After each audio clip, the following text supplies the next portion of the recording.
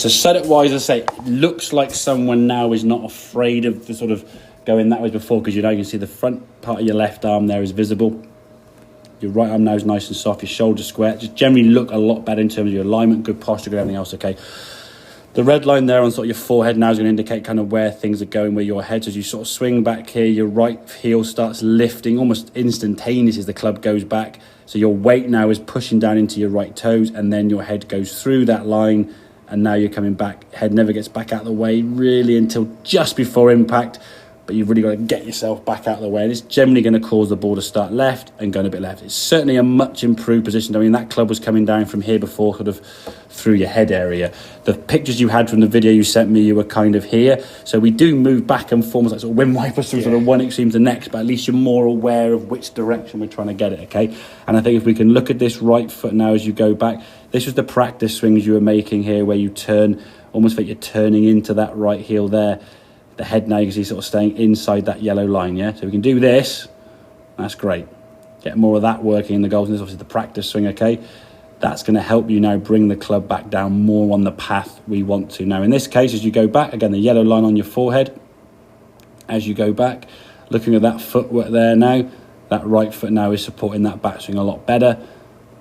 We're now pretty good. Now as you start turning and your shoulders get a little bit steeper, there's a slight forward, but you're not anywhere near in front of that yellow line, and at no point then do you go through it really. You sort of stay on it and just move back slightly away from it. So the club now, we can see, is coming much more from the inside. I mean, we've seen some of your shafts sort of over here somewhere, just sniping over the top and just going left. And like I say, you've got used to seeing a golf ball, clear all these lines out of the way, doing that.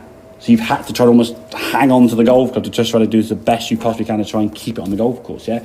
So when that club does start coming more from this direction, you might get a few, as we saw there, just thinny ones that just go straight to the right somewhere, because you're not able to sort of, at the moment, confidently just go and let your arms kind of release that club towards target. There's still part of you that thinks you're doing this, and then you've got to try to hang on to it. Yeah. But for me, the angles you're swinging that golf club are a lot better. The follow through just looks a lot more balanced now, which is a good thing. I mean, we've seen you in the past usually was falling on your toes, falling forward, weren't you? So falling at the screen. Yeah, exactly. Well, at least now you can make a golf swing. Now we can watch it in full speed.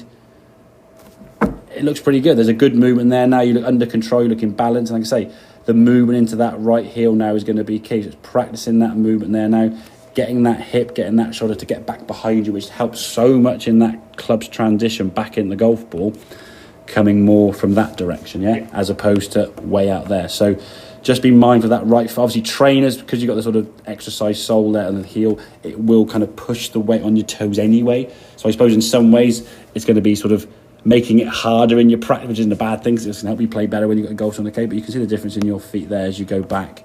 This was your right foot movement there. I mean, almost like your toe just sort of pushing the ground straight away to the point the weight almost disappears, doesn't it? Yeah. Yeah. That's your back. So now the heel's off the ground. That's your back in there, yeah. Now, don't have to be lifting that, but if you can, I think the key thing is when we move that foot, sometimes you get a bit rolly with the ankle. So my ankle is doing this. This hip is basically going back, yeah? Yeah. So as I rotate, that heel stays on the ground, the foot right. We don't want to be going and rolling it too much if we can help it, but certainly getting in a much better backswing in terms of where that club's going.